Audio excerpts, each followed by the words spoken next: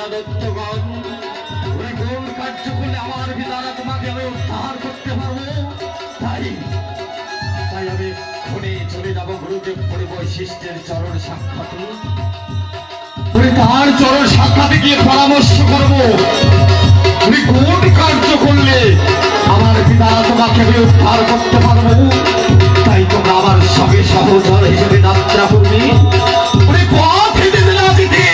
আমার যেন কোনো বিপদ না আসে। বল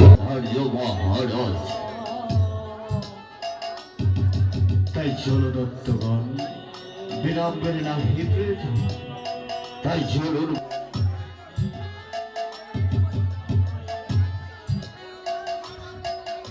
তাই চলে এসো দত্তগণ, তাই চলুন মহারাজ।